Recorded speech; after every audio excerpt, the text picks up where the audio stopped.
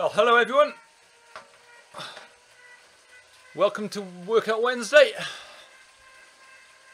You're here with me, Matt Rowe. I'm going to take you through today's session.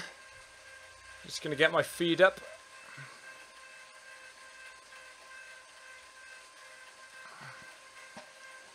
Lovely, right, yeah, so thanks for joining today. My name is Matt Rowe. I'm going to be taking you guys through today's session. We've got a 55-minute workout for you today. And as I always say, it's every session that we lead on a Workout Wednesday is always got a specific purpose. So all about quality over quantity.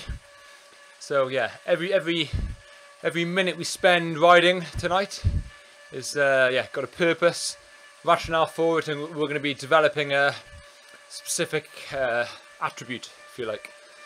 So today is all about developing the one and only, as some refer to it as kind of the holy grail of cycling. It's your threshold, and you know, a higher threshold really does translate to you being a better cyclist on so many fronts.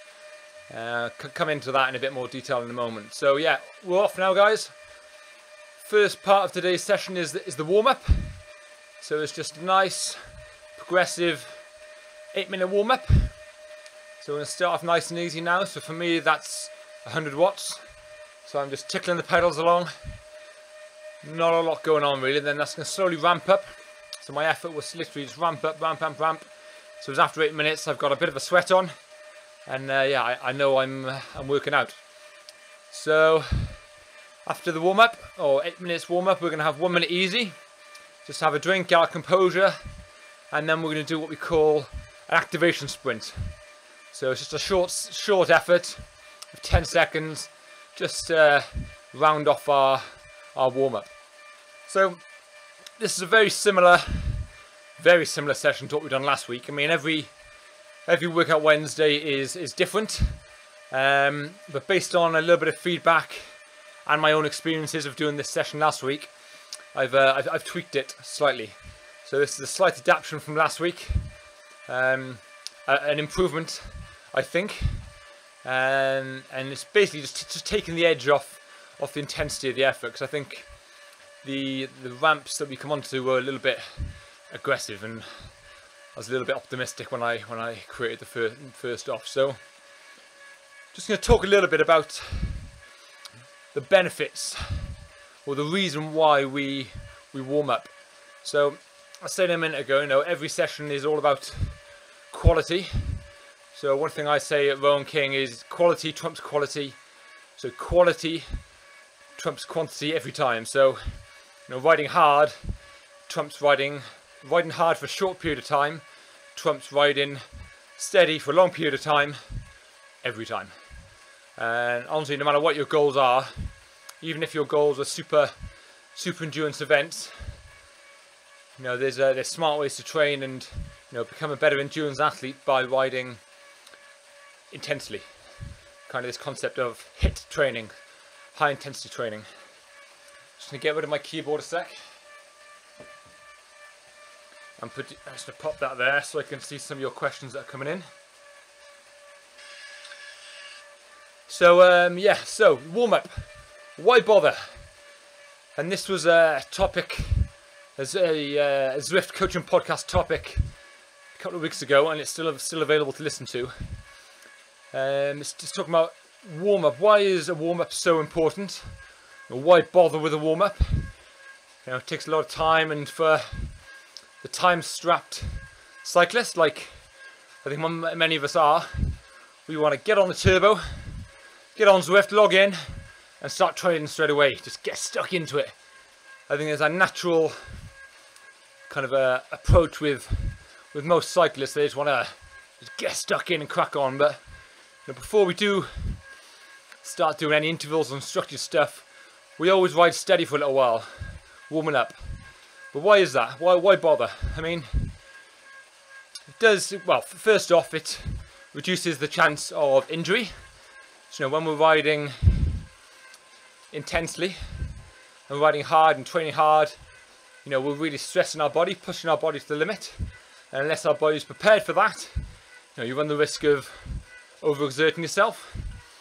And that's your muscles, you know, pulling a muscle, but also your joints and your ligaments and your tendons. If they're cold, you suddenly put a lot of force through them, a lot of tension through them. You know, it's almost guaranteed way to injure yourself. So by warming those up, you make your tendons and your ligaments and all that nice and supple, reduce the risk of injury. But then from a physiological performance point of view, you're getting your body ready to do battle, if you like. So one thing a warm-up does is dilates your blood vessels. So literally your blood vessels get bigger to enable, you know, oxygen-rich blood to pass through them a lot easier, which reduces the pressure then on your heart, as it hasn't got to pump quite so hard. It increases your body temperature, and as I say, literally just warms your muscles up and starts sending those signals from your brain to your legs to say, right, we've got some efforts to do here. Brace for it, get ready. And it's what we call neurological pathways. Literally patterns from signals from your brain to your muscles.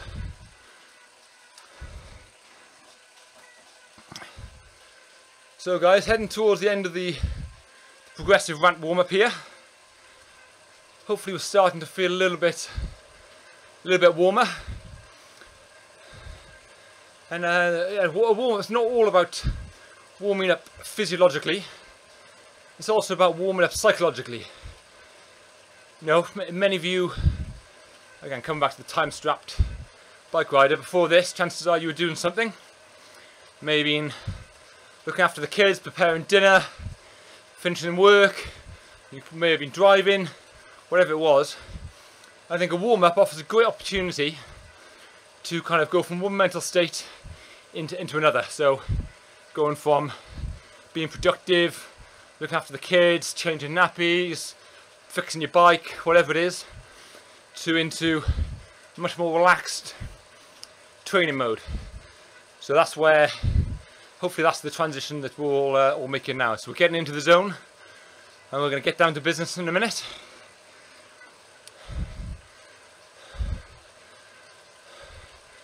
I'm going to start our efforts.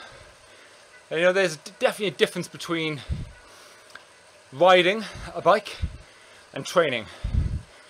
You know, if you just want to ride, we can all just jump on and ride at a leisurely pace. But if we want to train, and we want to train seriously, then you've really got to be in the right mental state for it. Because, you know, if we are really going to stress our bodies and cause a significant amount of stress to force those positive adaptations, you know, it's hard work and it's going to hurt. And you've got to be in the right mental state for that, which is where the warm-up comes in.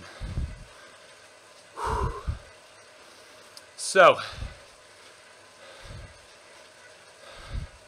another 30 seconds or so of this progressive ramp, and then we're going to get into the session. So, the session is made up of 8-minute ramps, followed by 2-minute steeper ramps. So call it 10 minutes of ramp is one block. We're completing 3 blocks. So that's a total of 30 minutes of ramped effort. And it's all centered around threshold. So the first 8 minutes of each block is what we're working sub-threshold, under threshold, in an aerobic state, and that's slowly getting harder and harder and harder, progressing up towards still the whole 8 minutes. We start and finish sub-threshold, but there's a definite ramp there.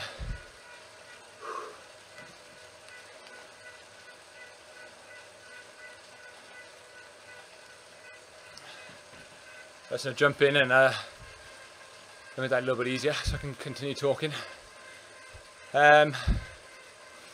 Where was I? Lost my train of thought now. Yes, there's an 8-minute ramp from kind of well below threshold to just below threshold for 8 minutes, aerobic effort, and then we're going to complete a 2-minute anaerobic effort, which really takes us into kind of top end of zone 4, zone 5, working on our anaerobic capacity. So first up, guys, we've got a activation sprint here. Go!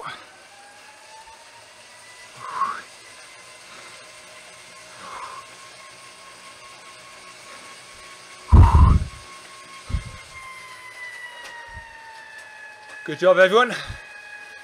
So that should have been, a bit of a sting in the tail, but nothing too demanding, because all it's designed to do is just wake ourselves up physically and mentally. Just going to change the view I've got here.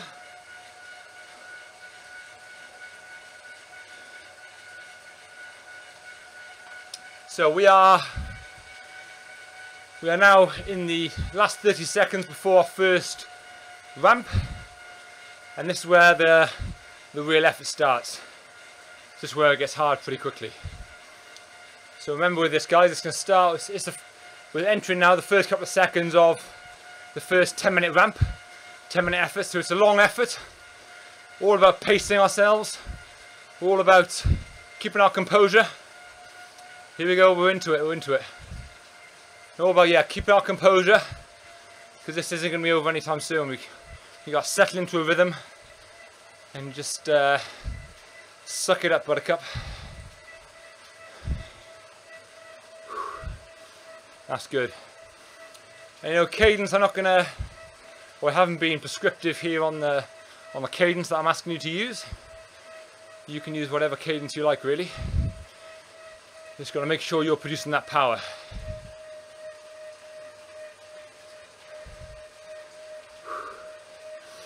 So 7.5 minutes left, guys, of the first part of the first ramp.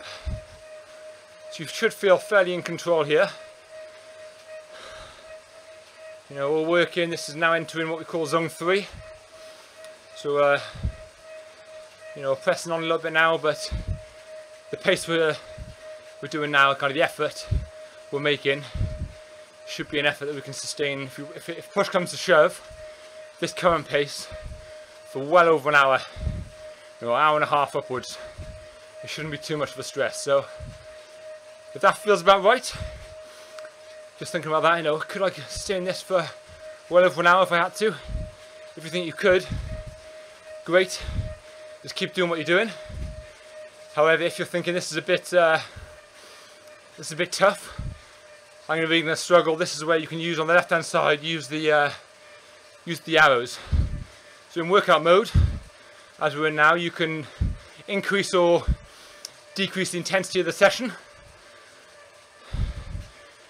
to make sure it's fit for purpose and fit for you. So if you're thinking this session can be a little bit hard, on the left hand side you can decrease the power, or by decreasing the percentage of the session that gets applied to you. So just hit the down arrow on the left hand side. If you're thinking, God, I'm on a good day here, this is easy, maybe you haven't done this type of session before, then you're really up for it and you're pretty fresh, then you can use the up arrow to make the session a little bit harder, but I'd counsel against that just for now.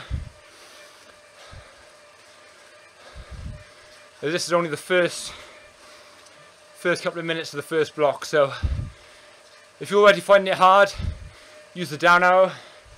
If you find it pretty comfortable, don't worry about increasing it just yet. Just stick with it.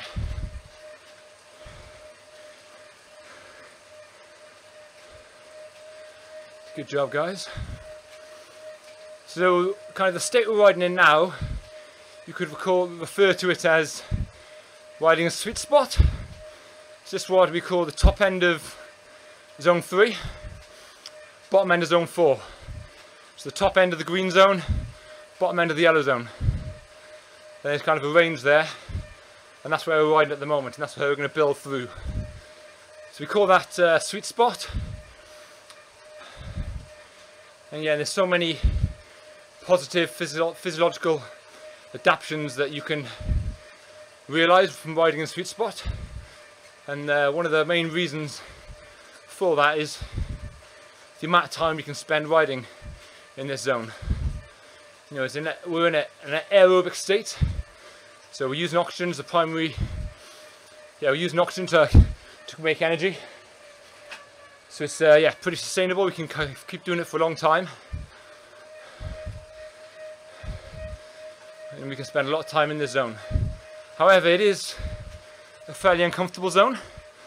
Now, if you asked riders, would you rather make 20 seconds, say 30-second max effort and kind of get the effort done, or spend half an hour kind of slogging away with that uncomfortable feeling in your legs? Now, a lot of riders would opt for the short, sharp, loads of pain but get it done option, which is which is great. However, by suffering through for that prolonged period, you do help. It is great training, and we do help build our aerobic base, and it does help with our positive effects of to your FTP, to your threshold, which is what we're trying to touch on here. So by ramping up through our threshold to our lactic threshold, we are kind of helping bump up or push up our threshold, and then when we ramp up above it through to kind of the red zone, zone 5 and the like, we have to drag up our threshold. So we're really attacking it from two angles, really. Helping push it up, but also helping drag it up.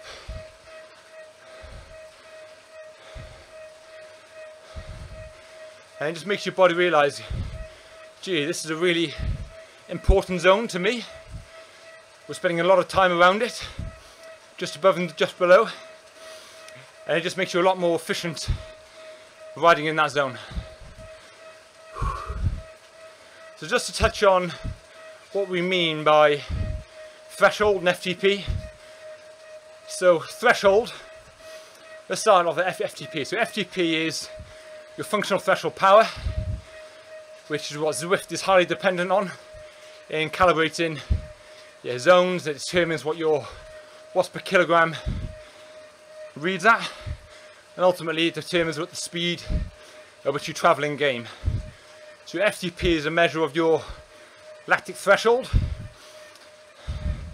Essentially, it's an estimate of the power that you can sustain for an hour. And it's the point at which your body can get rid of lactic acid as a waste product at exactly the same rate that your body produces it. So it's where you're really efficient, your body's producing lactic, then you're able to cycle it at the same state. So you end up in this kind of state where net there's no lactic being produced, but your body's kind of working at its capacity, really, and it's working hard to recycle that lactic at just the rate that you're producing it. Obviously that causes significant stress on your body. It's a significant workload. So yeah, that's what your lactic threshold is, really. So think about, in what scenarios a higher threshold would be beneficial. Well, climbing on a long steady climb. I mean, say you're climbing sub-threshold in a group. The higher your threshold is, kind of the even more sub the effort is for you to climb that hill. So, to use some numbers, say you've got a ride with a group and you're forced to produce 200 watts to climb that hill. If your threshold is 250, you've got a 50 watt buffer. If your threshold is 300 watts, then you've got a 100 watt buffer.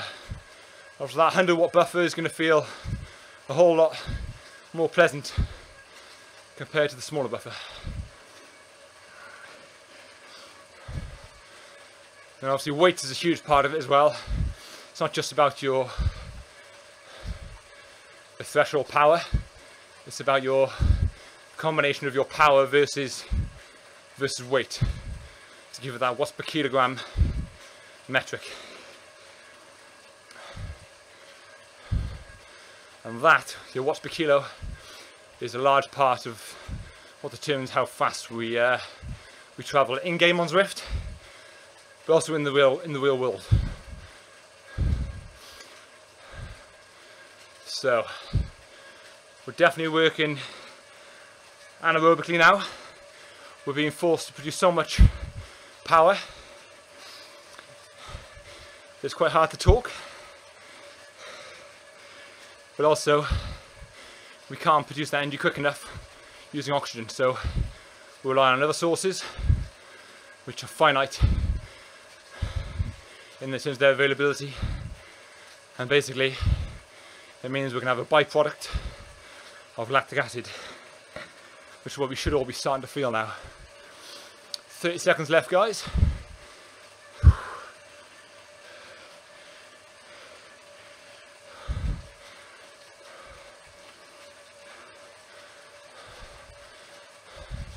There we are. Just change the view. Have a little side view there. Just check ourselves out.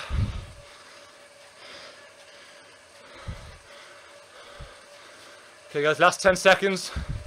Just stick with it. It's going to be hurting now, but that's the aim of the game. Good job. Well done.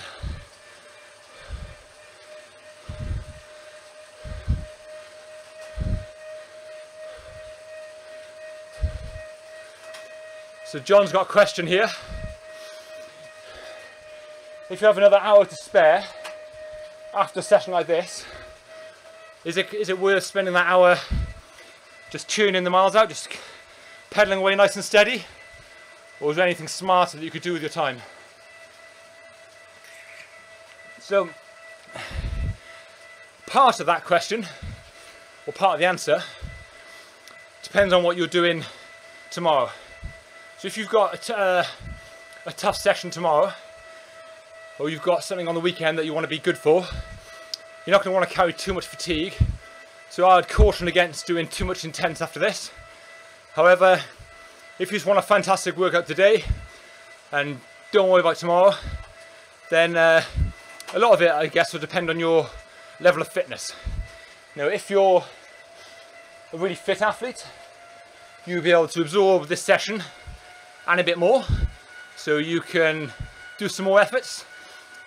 However, if you get to the end of this session, you're pretty gassed, you know, there'd be little value in kind of plodding on and doing more efforts for the sake of it. And there, I would suggest more steady state riding would be far more beneficial. And you know, after a session like this, even if you spend another hour riding steady state, all that kind of build up of fatigue in your legs, that's not going to disappear. So, you know, this first hour that we do, all the fatigue and the damage to our muscle fibers that we create, it's all going to sit there. So any training that we do on top is just going to further fatigue our muscles, damage our muscles, which is all a good thing. And you can do that. You know, riding steady state is a great way to train after an intense session. And I guess more, what you're going to gain from another hour or so of steady riding. Well, you're going to further develop your aerobic base. And I guess aerobic base, what does that mean in real terms? Well, it's a sense of all-round fitness. So you're just going to develop your ability to, you know, train harder essentially. You'll increase the capillary density in your muscles to enable better flow and better supply of blood, oxygen-rich blood to your muscles. It's just going to be that all-round sense of being a fitter athlete. So, you know, riding steady isn't going to make you stronger. It will make you faster, but it will make you more efficient. It'll make you fitter, and it'll enable you to train harder in future. So there's definitely value if you can in kind of knocking some more miles up after this. But again, if you're getting sluggish with it, if you feel yourself, you know, not really producing the power when you're there, you're kind of quite laboured and you're kind of well below the power you should be, knock it on the head. Quality over quantity, remember? Quality over quantity. So we got another minute minute 15 or so of easy riding here. This is our recovery phase. And I always say to riders, no, don't train hard through the recovery phase. The recovery phase is there for a reason, and it is obviously to recover for the next block. And if you ride too hard in the recovery bit, it is definitely going to hamper your ability to, go hard when we're supposed to be going hard. Now, you may not feel it. You may think, what's the difference between doing 130 and 160 watts in the recovery bit? I don't feel that extra 30 watts. And you know what? You're not going to get any training benefit from it. Riding in that steady state, kind of pressing on a little bit for extra 5 minutes by 30 watts won't do anything for you, but it actually fatigue you a tiny bit, and that will just take the edge off the top end efforts that we're going to do in kind of the on bit. So when we recover, we recover. When we're doing efforts, we do efforts.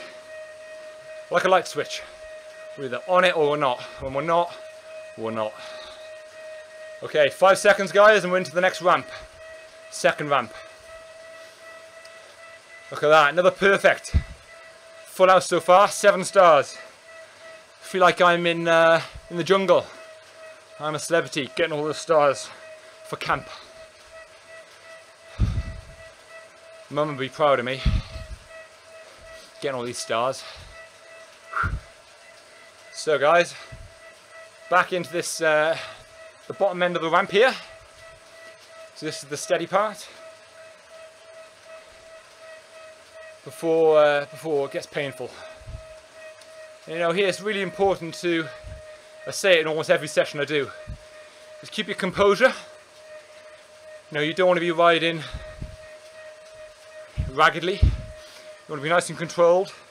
Just sit there like a well-oiled machine, just soaking the effort up. Just sit there and just try and stay as still as you can, and just produce that power. Do what you got to do to produce that power. There's no cheats around it. If we're rocking and rolling and all that, then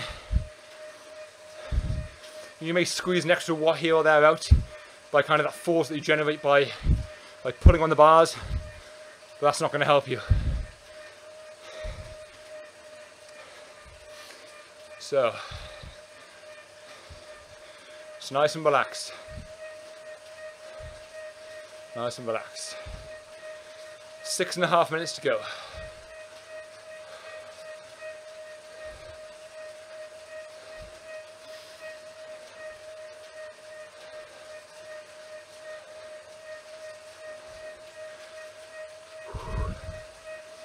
So you can see my cadence is around 80 revs a minute.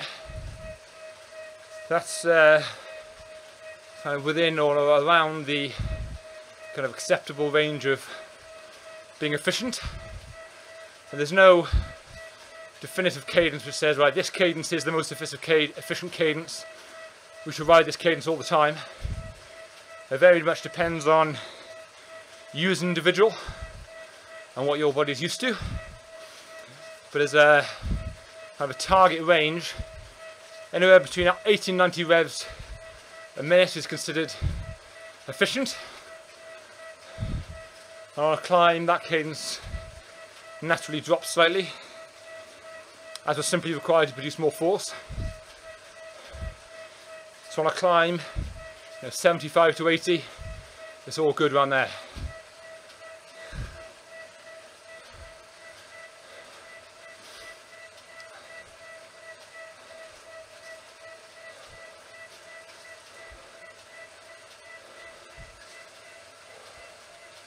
Okay guys, 5 minutes left of this ramp here.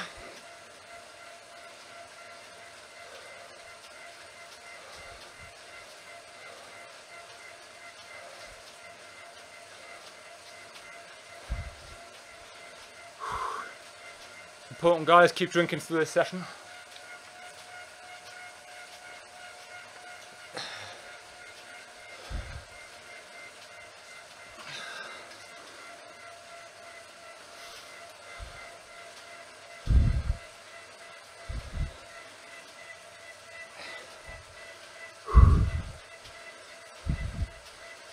Okay, coming up to 4 minutes of the way through the second block, which means we've done pretty much, this is halfway through the effort section. So we've done 15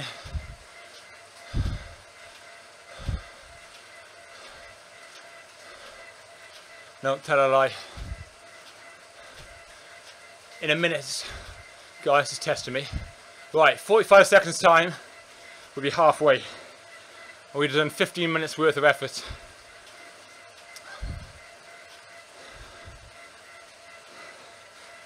$15 minutes worth of ramp. So we're in sweet spot now, guys. We are currently sat riding at sweet spot.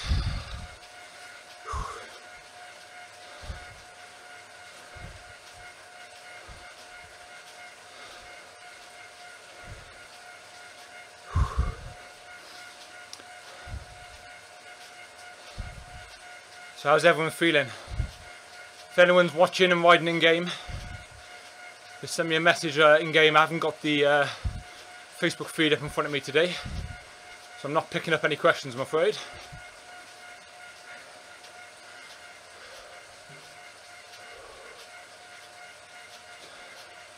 Nice one. And those of you who've done this session last week, hoping you'll notice a slight difference in as much as it's slightly easier this week.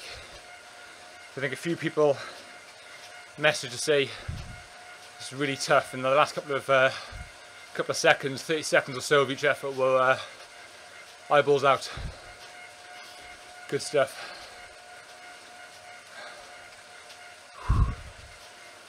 Okay. This progressive ramp, guys, the aerobic ramp. And you notice I can talk not freely, but it's not causing too much stress.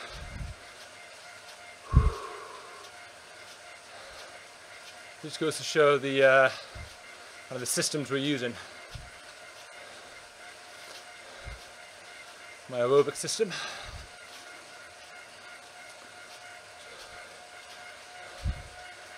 And a sure way to gain fitness quickly is through double days. So if you can go out in the morning on the road maybe, or jump on Zwift and do a steady ride, just go out and enjoy it. Just ride out, fast fresh air, coffee stop, just enjoy being on your bike. No structure to it, simply riding. And then in the afternoon or the evening then, jump on again and do a short, sharp session. You're going to get 2 releases of testosterone. You get 2 releases of all those endorphins, and you're going to stimulate your body twice. This you trick your body into kind of giving you the adaptions and force and recovery twice in a day. Yes, there are obviously downsides with double days. Your form comes on pretty quick, you also lose it pretty quick. So unless you've got that big aerobic base, general level of fitness, if you start doing double days straight off the bat, then you're going to increase fitness pretty quickly. There's no kind of foundations and underlying fitness to hold on to. Which is why it's really important to train in a structured manner. Periodize is the keyword, is the buzzword. Make sure we've got a periodized training plan that takes you through developing your fitness, but ultimately strength, power, speed, in that order. And in and around the specific sessions of developing your strength, power, speed comes the general conditioning stuff that develops our aerobic base. So coming back to the question I answered earlier about after this session, should I spend another hour riding steady? Sure. This is going to help develop your aerobic base, It's all good for the future. You've got to know when to press on and do more intervals, and when to do more steady state riding, but also critically when to do none of that and to rest, take some time off.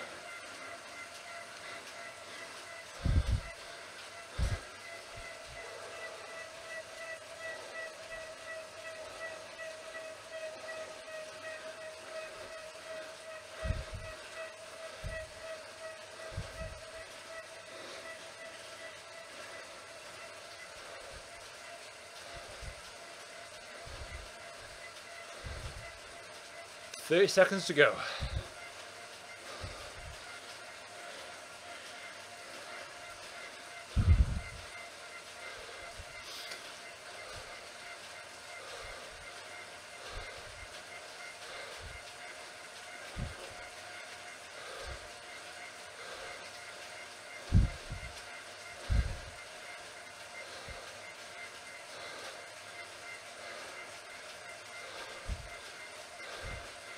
Okay guys, good job. Recovery time. Recovery time. Whew. You should all feel your legs here now. At the end of that we should have definitely produced a lot of lactic. So we should feel that in our legs now as in this recovery phase. We should feel that lactic slowly being recycled. Our legs slowly come back to normal.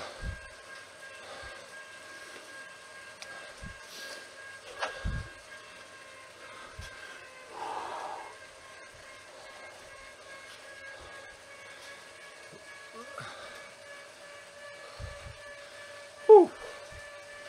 Lovely jubbly. So, on riding on Zwift, hydration is absolutely critical. I presume we've all got fans on and we're all doing our bit to keep cool, and that kind of masks the amount of liquids that we're losing. You're just being swept away, being wiped away. But it's very easy to, in a session like this, to lose 750, maybe even a litre of liquids if it's a really intense session.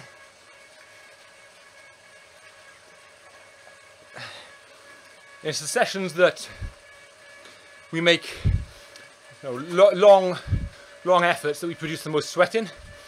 So if you're doing very short, sharp sprints and then recovering, by the time your body is really working hard and starts to produce a bit of sweat, you're recovering. So your body cools down pretty quickly. There's more of the efforts where we're riding like we are today, a mix between aerobic and anaerobic around our threshold. Is that type of effort that really forces us to makes us sweat a lot. So a session like this, guys, is really important to keep on top of your drinking. And I think a great way to ensure you do drink enough is to have a bottle in sight. So out of sight, out of mind and all that. So if you've got a bottle, it's just sat there and it's in your mind, in your line of sight, then it's going to remind you to drink more often and just keep on top of your hydration, because it's so easy to get kind of caught up in game and just ride along, keep smashing it, keep pushing that effort out, where hydration is absolutely critical, especially if you're doing a long session. So if you're doing anywhere over an hour, even then you've got to start thinking about fueling, so literally consuming some sort of calories, and certainly if you're riding for more than an hour and a half indoors, you're going to need to be eating or fueling somehow. So that could be drink, so carbohydrate powder in your drink is not a bad way. Maybe even a gel. Just because you're training and just because it's indoors does not mean you should feel guilty or neglect your fueling. So if you need to, take a gel. I mean, I done an effort up the Zwift last week, and I went absolutely flat out. So done a big warm up. Actually done the ice to fire route, and done a big warm up. And about halfway up up the Zwift, I felt my legs starting to go a little bit wobbly, and I took a gel. There's no harm in doing that at all. I mean, that's the smart way to train, and it means you're going to be well fueled, so you can get the most out of your training and your effort. Otherwise, you're going to end up putting all the effort in. If there's no fuel there for your muscles to fire on and muscles to use, you simply won't be able to produce the power. You'll be trying hard, but you won't be able to produce the power, and that'll lead to ultimately you won't get the training benefit from it if you haven't stressed your muscles enough. So yeah, fuel to win. Fuel to win.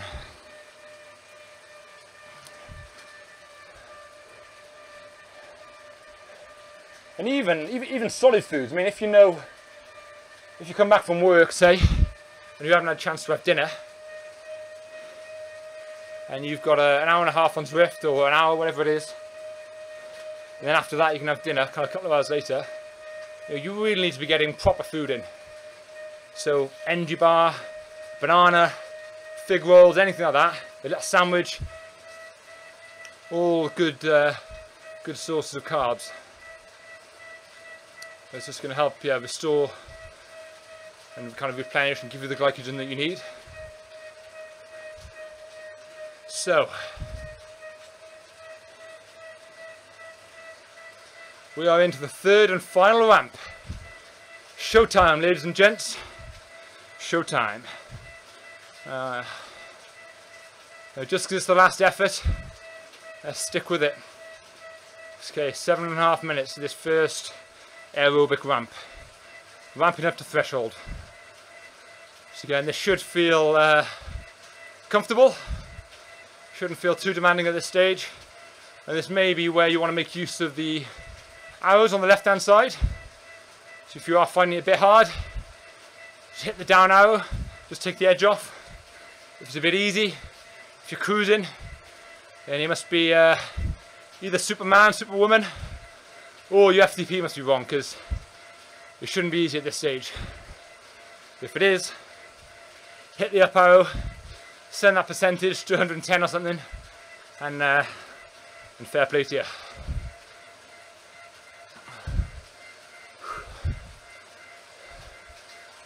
And as I always say, it's into the third effort, that cumulative training effect of, after a couple of days of effort, couple of efforts, sorry, it's all going to start taking effect now.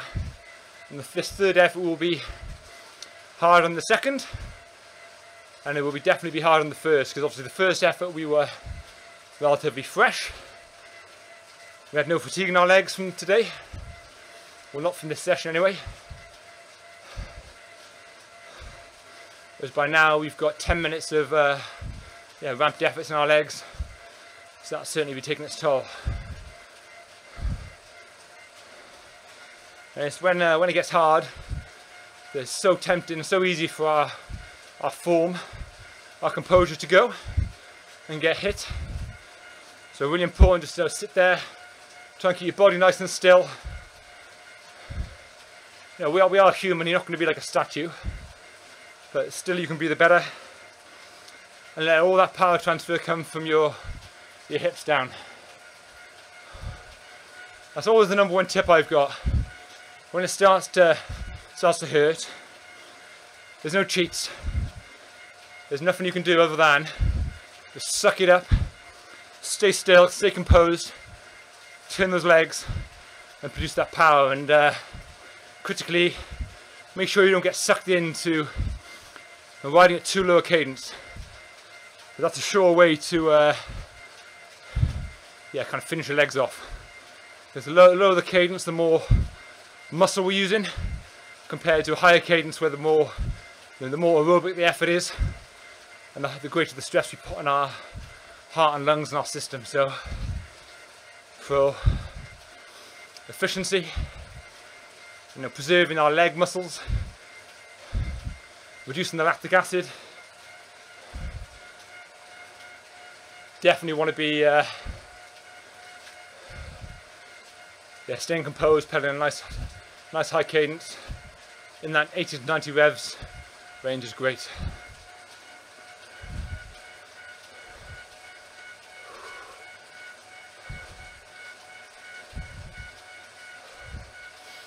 Well, lovely. Alright guys, we're halfway through this last ramp, last 8-minute ramp, the aerobic part. Stick with it, well done.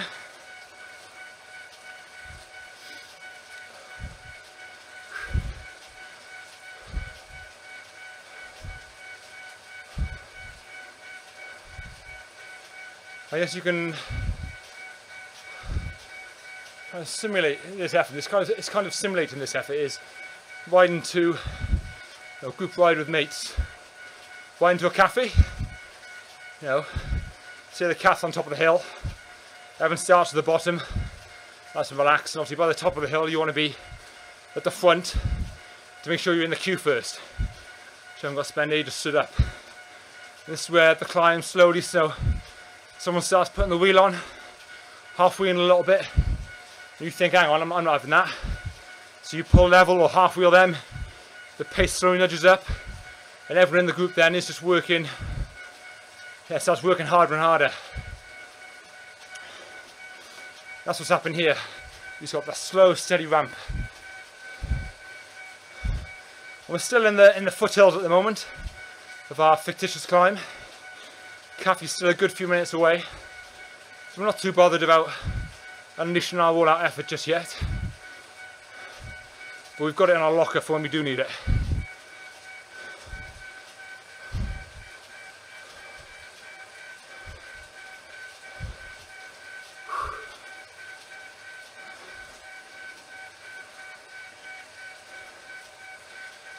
Yeah, good job guys.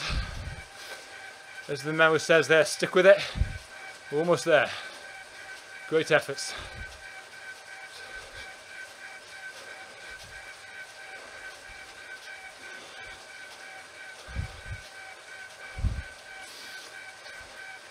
Okay guys, just nudging up now.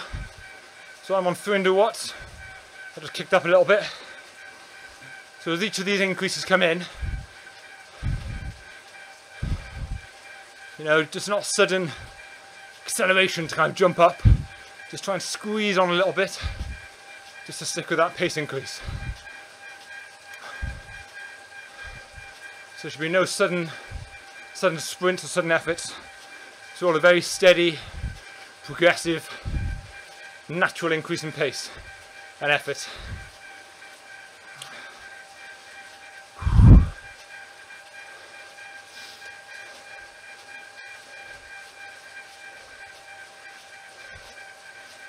Okay, good job guys. Great job.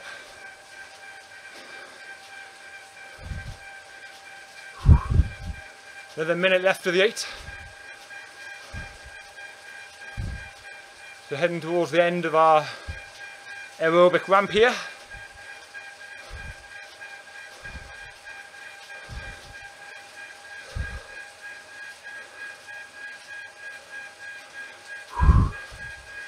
Well done.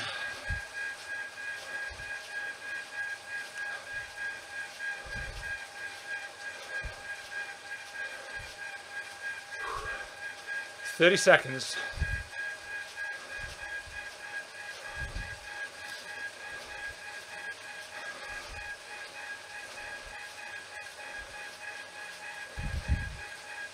Good guys, stick with it, well done. Well done. Okay, so we have a little ramp soon. Get ready for it. Remember, no sudden movements. Just slowly squeeze on. There we go, that's 20 watts increase for me.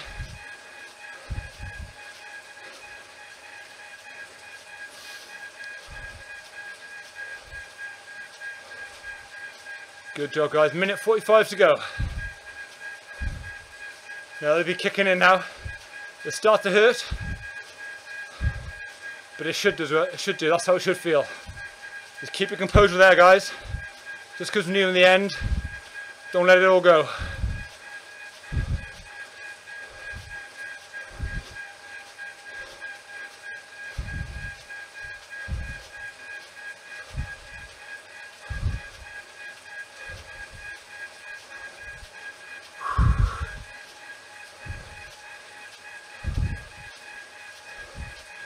you can notice I'm pedaling faster in this one. I can definitely feel it's a lot harder to talk, and that's see, I'm working more aerobically, so I'm using my system a lot more. So my heart and lungs just finding they're being taxed.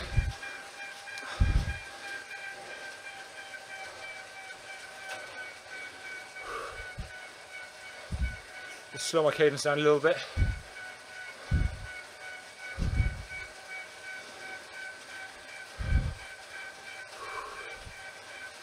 Notice there, so I was pedaling faster then. Literally, it's a lot harder to talk through the session.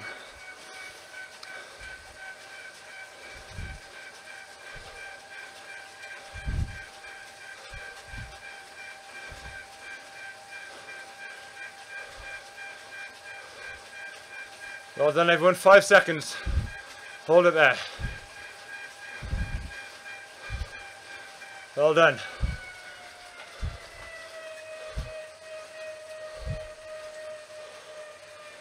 Whew. Awesome guys. Awesome, awesome, awesome. Well done. That was a real tough session there. So catch my breath back a little bit. Nice one. So into the warm down now, or the cool down. So your legs should be pretty sore. Feel some lactic in them, but hopefully all that will start to get shaken out. Now, oh, well done everyone. So into the cool down now.